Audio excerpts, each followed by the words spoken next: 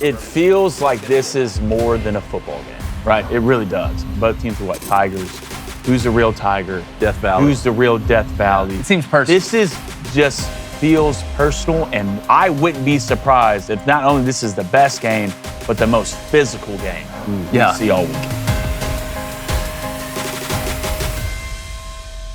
What is up, everybody? Thanks for hopping in on another edition of Crain and Company. And today, we are going to be previewing and predicting one of the biggest games, not only of Week 1, but of the college football season in general, as LSU, who calls their home Death Valley, heads over to play Clemson, which calls their home Death Valley. We're going to see, and this is a home and home, and I'm so glad that this is a home and home. This isn't a neutral site game. And David Cohn, former Michigan quarterback to my left, Blaine Crain, former Western State Colorado wide receiver to my right. One of the most fascinating narratives about this game is all we've talked about all offseason is these big brands with great rosters that are having to start new quarterbacks.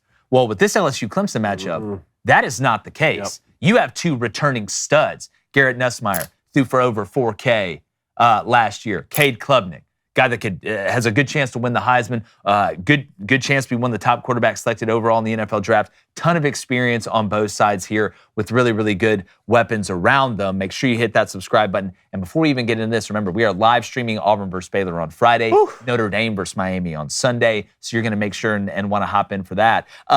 David, before we get into this matchup, and it's so juicy and it's so delicious, Blaine, what is the line and what is the total here in LSU on the road at Clemson Week 1? Right now, Clemson is favored by 4.5. That line pretty sure started off when it was 2.5 Clemson, and the over-under is locked. Give me 1 second, and I can find it. Checking. I saw 57.5. That's what I saw the last time. Yep, 57.5. It's still there? 57.5. Actually, it just went down in real time, just went down. LSU now plus 3.5. Wow. And that's going off at minus 130. And the over-under sitting at 57.5, going off at minus 115, laying for the under. Clemson money line minus 166. LSU money line plus 138. David, everybody who does a preview and prediction of this game, most likely the first thing they're going to talk about is the quarterback matchup. Yeah. And I get it. Same reason why we just opened with talking about Garrett and Cade a little bit.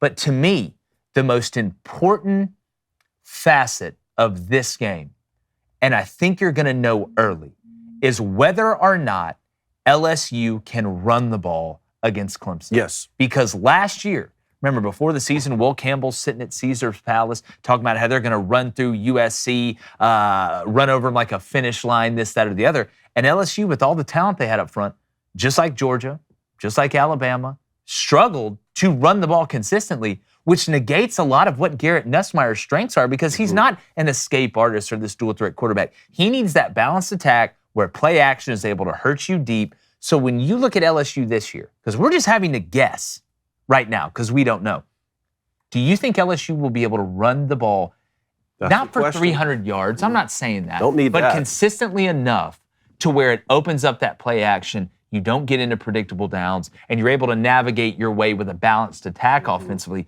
which is the only way you're going to get through a defense as talented as Clemson? Okay, a couple things right there. First off, shout out to LSU and Clemson for scheduling this 100%. football game. LSU, year in and year out, schedules opponents like this at the opener. And I know LSU fans are so tired of it. In a day and age in college football where you could just schedule podunk you, go ahead and get a win, increase your chances of making the college football playoff. These programs continue to schedule these games. What we saw Clemson, Georgia at the beginning a year ago, and that was a situation where Cade Klubnik, we're like, look, Cade Klubnik can run through the ACC, but he can't really deliver in the biggest moments until we saw him against Texas in the college football playoff. And while Clemson lost that game, I really thought Cade Klubnik played a heck of a ball game. I think there's a reason he's projected to be a first-round draft pick. And Garrett Nussmeier on the other side, you're talking about quarterbacks, the only returning 4,000-yard passer in the Power Four. There's a reason these quarterbacks are getting talked about so much. And while I'm so excited about Buckeyes, Longhorns in Week 1 as well, I think that the quarterback play combined with the rosters that are returning are the reason that this matchup, LSU-Clemson, is probably more than likely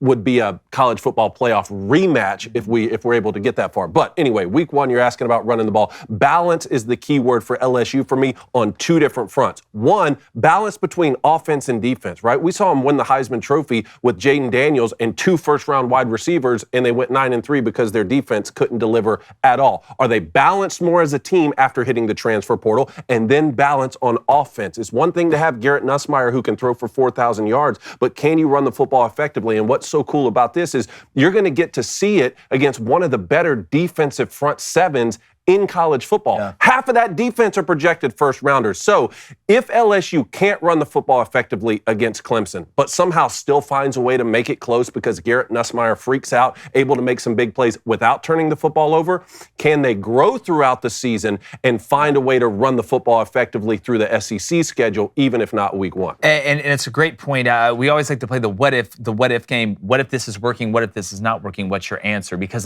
it very rarely does it all go according to plan. Blaine, if LSU is struggling to run the ball early and on early downs, you really have two options. One, you use the short, quick passing game with all the weapons that LSU has on it. Don't forget they brought in Barian Brown. They got guys running Aaron Anderson, guys running all over the place that can play. That short passing game substitutes for the running game to try and get you in 2nd and 6. And then the other option is you pitch backwards. Now on your 1st and 10s, right? You're going more to the pass game. You're using the pass game to set up the run game to try and lighten that box up and even the odds, extend the space. The short passing game can do that as well. And Blaine, Garrett Nussmeier can do that. But the biggest question with Garrett, and I want to stay on the LSU offensive side of the ball here, is what he does against pressure.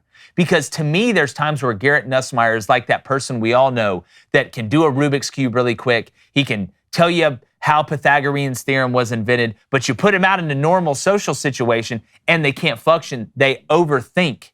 Sometimes Garrett overthinks and over-anticipates when they are bringing pressure. So do you think Clemson will pressure Garrett Nussmeier early? And do you think Garrett Nussmeier, who I think the biggest step for him would be how he handles pressure, can get over what cost him at points last year? Again, go back to that USC game when they pressured him. How many times did that ball come out and you're like, oh my God, where is Garrett going with this thing? Do you think we'll see that jump from Nuss? Oh, you would think so. I mean, what do you call Garrett the gunslinger, right? Sooner or later, you're going to be a gunslinger the whole time. You're going to get in somewhat of trouble. When it comes to Clemson bringing pressure, I don't know why they would. I mean, with the guys they have on that front seven, I think Clemson could get home with 4, and it's a completely revamped offensive line for LSU. So, no, I think Clemson can stay back, sit in coverage, and still get to Garrett with 4. You obviously think Garrett Nussmeier would have grown from last year with the mistakes that he made, even in the opener, even throughout the season. So, no, I think Garrett grows as a quarterback, as a player. Trust me, when it comes to overthinking it, coaches' kids usually do that most of the time anyway. But LSU from running the ball, first of all, Caden Durham's a hell of a runner. He's a hell of a back. A hell of a back, which was so surprising what happened last year. And even with all the talent that Clemson is bringing back on that front seven, I mean, you got Sammy Brown at linebacker. Nice. They still got ran through a lot last year. A lot. I think they ranked, what 50th that nationally? That Texas game was bad. And they averaged giving up 213 yards on the ground, and you're still bringing that talent back. So when it comes to LSU from the offensive standpoint, I think you need to make a statement. You need to make a statement in this game that you can run the football. I'm not saying run against eight guys in the box, 7 guys in the box, but if it's hat for a hat, you need to be able to run the football, and that's a physicality statement. And I think LSU, from a team who's lost how many openers in a row? 6? 5. You need that. And this may be the toughest one. You need that confidence. This may be the toughest one. You need that confidence early if you're an LSU fan, because if you're getting your ass whipped up front, the only thing it feels like it's going to go from there is downhill. We are super excited to announce our new partnership with our friends over at Prize Picks. Woo! You know them, you love them, and this episode is brought to you by them. Preseason football, it's already underway. College football, it's here. We've played Prize Picks since they came out. Yeah, it's a fantastic product. They make daily fantasy simple. Just select more or less on a 2 to 6 player projection to build your lineup, and when your picks hit, you have the opportunity to win up to 2,000 times your money. It's available in over 40 states. Prize Picks puts their members first with fast, secure withdrawals through Venmo, Apple Pay, and MasterCard. You can trust them. Their innovative Flex Play lets you even cash out and double your money if one pick doesn't hit perfectly. So turn your sports knowledge into real money in under 60 seconds on Prize Picks, trusted, skill-based fantasy platform that millions of users already rely on to add excitement to your season. We've won a ton of money. We're going to be posting ours so you can see them online. So download the Prize Picks app today. Use code BOOSTER, BOOSTER, to get $50 in lineups after you play your first $5. That's code BOOSTER to get $50 in lineups after you play your first $5 lineup. Prize Picks, run your game. Yeah, and Kona, going over on the Clemson offensive side of the ball, you know, it's What I love watching is the relationship develop between a play caller and a quarterback. Sure. And I think with Cade Klubnik, remember a couple years ago, I forgot how early it was when they went and played Duke, and they would get inside the 5 and try and run zone read and stuff with Cade Klubnik, and it would turn into a turnover and a disaster. You saw last year them take another step, and it helps when you have Antonio Williams and Wesco and all those guys that they have running around on the outside, which is what Clemson's been missing. If they take another step like that, and they're as simpatico as a play caller and a quarterback again, this Clemson offense could be top 5, could be the best in the country at the end of the day. And even if LSU's defense is better than what it was last year, which what I expect it to be, because I think Blake Baker's a hell of a coach, Clemson can give it to you 9 different ways, man. Yeah, what I'm really interested to see is Clemson able to have success on offense against LSU's defense because they're always one step ahead with the play calling, like you're saying, just being on schedule but being unpredictable with the way that they're calling the scheme, or are they able to have success against LSU's defense because they turn around and hand the football off and they're like, you know what, we're just better than you. Like that to me is a question that I think we're going to find out pretty early in the football game. I do want to make one more point on the Clemson defensive side of the ball. It's always, it's always a dangerous game to talk about what a program did a year ago because this is a new team, but let's don't overlook the fact that Clemson struggled to stop the run. We're wondering if LSU can run the ball. Clemson struggled to stop the run, particularly in that game against Texas, which knocked them out of the playoff. That could go one of two directions now. Either one, that's a fundamental flaw that has carried over into this year, or two, that was such a point of emphasis in the offseason that you now have a defensive front that says, regardless of whatever happens this season, we're going to stop the run. I think it'll be the latter. I'm going to tell you, Tom Allen's a hell of a defensive player. And they didn't bring in Tom Allen to just ho-hum, let's keep it going. Yeah. They brought in Tom Allen to say, look at him, look at that, look at them. How in God's name did we give up what we gave on the ground last year? And the energy and enthusiasm and excitement that Tom Allen brings, like Blake Baker, I cannot wait to see how this Clemson front 7 looks. But Blaine, back on the other end, all we asked for before last season, the couple years before that, we're talking about Clemson. Like, why have they kind of fallen off a little bit? Why is this not the Clemson that we've seen in the past? Where are the Justin Rosses? Where are the T. Higgins? Where are the Nuke Hopkins? Where are these guys at? All of a sudden, and again, their baptism was by fire against Georgia. Those guys on the outside, and they struggled for a while, figured it out as the season went on. And then they got better and better and better, and that talent started to start oozing out. Now you look around at Clemson, and if I'm Blake Baker, I can't hone in on one guy. Oh, and also, Cade Klubnik can run. Not, he can run when he has to. Cade Klubnik can actually run the ball effectively. Cade Klubnik can make a guy miss, but he also runs smart. If you're Blake Baker, trying to figure out a way to slow down this Clemson offense consistently, it's going to be tough to do because those weapons are now in place for this offense. Well, the big question is, and if you look at the past Clemson teams, what's something you're used to seeing, right? Especially at the running back position.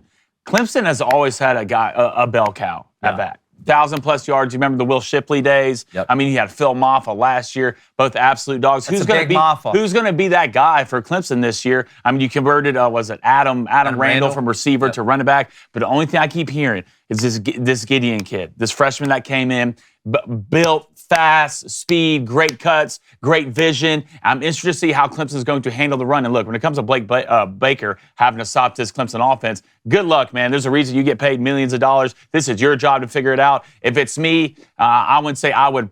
Cade sometimes, if you watch Cade Klubnik last year, he's one of the best quarterbacks, but he'll get in trouble reading coverages. Yeah, he does. He'll try to fit balls where he's not supposed to fit balls, and he'll make mistakes. So if I'm Blake Baker, I'm disguising as much as I can. Mm-hmm. I'm running cut coverages. I'm running combo coverages, cover 6s, cover 9s to see if I can somewhat confuse Cade, because this is a type of football game I think it's going to come down to 2 or 3 plays. It will. 2 or 3 plays. And if obviously the LSU defense is going to be better than what it's last year because it's almost impossible not to. And what they did in the transfer portal, number 2 class, it's going to be better. I think we're going to get used to seeing what LSU used to be on defense. But will be one of the best offenses they play all year. And it'll be Blake Baker's job to somewhat try to confuse Cade Klubnik. You've heard of the bearskin hoodie, right? Well, the smart people are locking in their winter gear now. It's called thinking ahead because this is hands down the best time to prep for the coming winter. Bearskin is running a 60% off deal right now, but only if you get your hoodie early. This hoodie's built like a tank. 340 GSM micro fleece, 10 pockets, clean, rugged fit that looks awesome. Plus, it zips right into the heavy storm rain jacket to become 100% waterproof when you need it. So when it turns cold, wet, or windy, and you're not scrambling because you've got bearskin. I used it in Ireland. It works like an absolute dream. You'll get free U.S. shipping, fast delivery, and you've locked in your winter gear already. You don't have to worry about it. That's a win-win. So do yourself a favor. Text the word Crain, that's C-R-A-I-N, to 36912 to lock in your 60% off. Again, text C-R-A-I-N to 36912. You'll get a link straight to your phone so you can check it out later if you're busy right now. So don't wait until you're freezing. Guys, it's going to get cold during football season. Hunting. You got to be ready, and hunting. Get a bearskin now while it's 60% off. Text Crain, C-R-A-I-N, to 36912. Well, and to that point, and David, you're probably the best one to speak on this, having played the quarterback position. You know, when we were in defensive meeting rooms, game planning, and watching tape of other teams, we would always one of the main questions we would try and answer is, in the pass game, is the quarterback making the decision where he's going to throw the ball before the snap? It's almost like a hitter deciding, hey, I'm going to swing at this next pitch. I don't care what it is. I don't care where it is. I'm going to swing. Every once in a while, you'll run into one and smash a ball. But most of the time, you're going to look foolish. So when we did see an opportunity where a quarterback would make his mind up and see a coverage and say, okay, this is what it's going to be. This is where I'm going. We would show him that. We would say, you know what? Show him the open space. Make it look like, oh my God, we're out formation, or we don't have enough over enough. And then all of a sudden, post-snap, it shifts into what, and Nick Saban was so good at this. We would show you the light and then take it away. If you're Blake Baker, right, early in this game, especially on passing downs, if it's 3rd and 7 or more, buddy, I'm going to show you, it's going to look like an all-you-can-eat buffet. Like you're walking into a Golden Corral and you're fat and happy, but then all of a sudden, where are the mashed potatoes? Man, I'm getting so fired up even listening to you guys talk right now. I'm getting chills on my arm. But you're 100% correct. Actually, it's something that I struggled with. I can't tell you how many times I'm getting yelled at by coaches in the back saying, you're deciding where you're going with the football before the play even starts. And one of the reasons for that is because you've scripted and repped these plays so many times that you understand, hey, you're talking about cover 6. This is my cover 6 beater. This is my quarters beater. This is my man beater. If it's man, I'm going 1, 2, 3 here. If it's zone, I'm going 1, 2, 3 this way. And you're so dialed into that when you see it, okay, I'm getting cover 6. I know this is 1, 2, 3. This is what I'm going to read. And you end up forcing balls because the game is happening so fast. If you look at that video a couple weeks ago with Tom Brady that went viral, him talking about the way he was able to discern coverages, he was saying, I was so dialed in that I knew what they were trying to show me because that dictated what they were going to spin into. Again, that comes with playing the game for 20 years, right? There's a reason that guys who get older say, well, I couldn't do this when I was younger, but now I understand the game well enough to know what a defense is trying to get into. At the end of the day, we're talking about 18 to 22-year-old kids here who can discern and decipher those coverages the quickest, and then who, even when they're caught off guard, can get out of it by making an athletic play. And, to me, I find it so fascinating that the past couple years, I have watched LSU on defense and been like, where are the cats at? Like they would look good. Some of them would look good getting off the bus.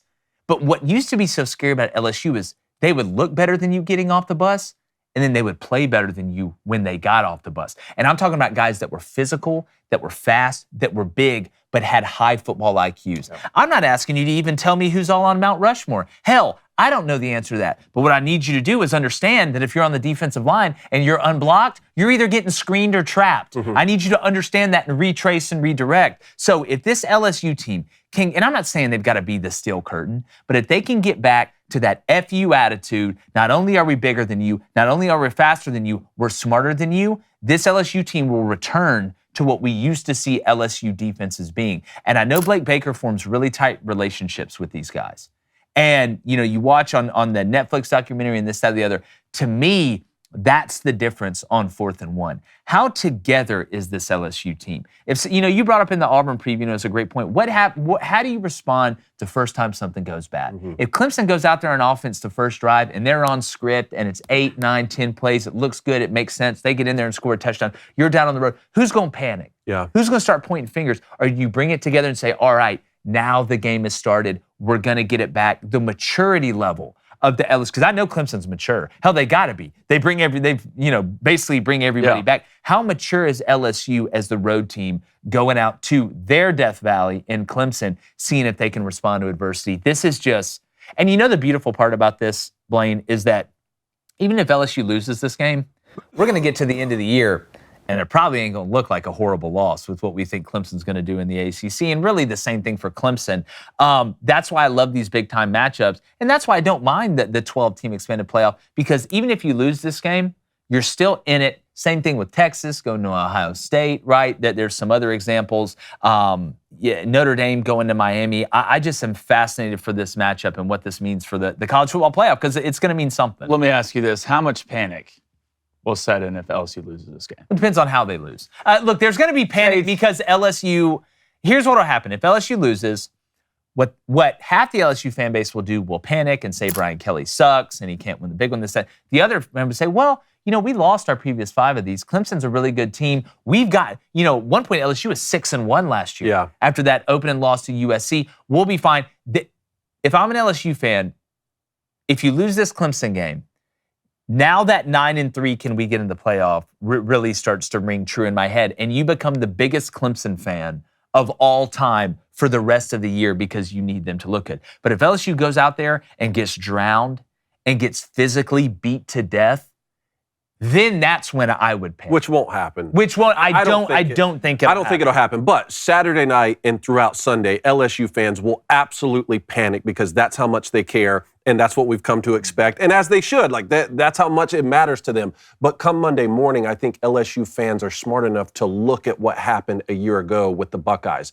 10-2 in the regular season, wouldn't have made a 4-team college football playoff, did make a 12-team college football playoff, reeled off 4 of the most impressive wins that we've seen. And as we sit here right now, they're the defending national champs. So they're not going to panic to lead that into week 2. Now, if they win, the shit talking is going to be at an all-time high. I would love to be on Bourbon Street. So actually, you know what? I wouldn't. Now that I think about it, I'm actually glad if LSU wins, I'm not going to be on Bourbon Street. It feels like this is more than a football game, right? It really does. Both teams are what? Tigers. Who's the real Tiger? Death Valley. Who's the real Death Valley? It seems personal. This is just feels personal and more than a football game. And I think everybody wants to talk about Texas, Ohio State, Miami, this could Notre be the best Dame, game. Yeah. I wouldn't be surprised if not only this is the best game, but the most physical game we see all weekend. All right, let's get into predictions. Coney, I want you to start. Okay. I want you to start. LSU going to Clemson. David Cohn, what do you got? I'll repeat what I said earlier this month. The correct answer right now is Clemson for a couple reasons. 1, they're going to be playing at home. 2, like I said, half this roster looks like they're going to be first-round draft picks next year at key positions. I think Clemson is going to be better at stopping the run. And like I said, I want LSU to prove to me that they can be more balanced, not just from offense and defense both carrying their weight throughout a game, but also more balanced on offense, proving that they can run the football. And if LSU can run the football against this Clemson defense, they're going to be able to run the football on anyone throughout the SEC schedule. So the correct answer right now is Clemson winning this football game. I have 30-28 final score. Wow. Too many points for you, huh? We're close. 30-28. But I just tell you, man, I can't wait for this one. And LSU can offset that with a couple big plays from Garrett Nussmeier and not turning the football over. Is there a bet you like more than the other? I'll tell you what I like. I like the LSU plus 4.5. The line to me is what's nuts on this. We're just picking straight up winners, right? Yeah. Right. I'm talking about Clemson just winning the football game. Getting the 4.5 points to me just seems wild. I'll take LSU 4.5 almost against anyone in the country. Blaine, what do you like? You go first. Huh? You got it. You want me to go first? All right, look, again, I can't wait for this football game. I actually, and I think a lot of people are going to have money on the over here. I've got Clemson 27-24. I think Clemson ends up kicking a field goal to win the game. I think this is going to be a physical, more low-scoring game than what some people think. I think teams are going to be able to move the ball decently well in between the 20s, but when you get in the red zone, that field's going to shrink. That's why my favorite bet is over 2.5 field goals.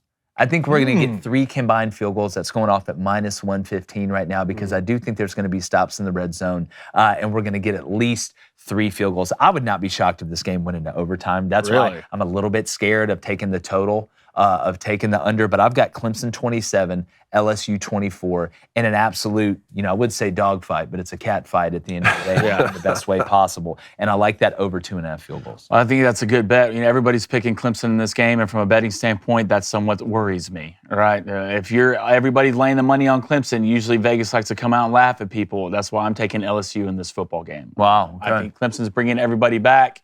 But I think LSU, it's time they go get them one, and I think this is the game they go get. I got LSU winning 34-28 in double overtime. Wow, that would be best bet. So you like the over? I do like the over, and I also like Clemson LSU plus 4.5. That's going off at minus 120 right now, so you can almost get that at even odds. Also, I will say 4 LSU wide receivers went in the top 15 picks of my fantasy football draft. That should kind of settle the wide receiver you. Yeah, listen, there's 2 things I never worry about, whether the government's going to screw me through taxes or whether LSU has some dudes on the outside that can play.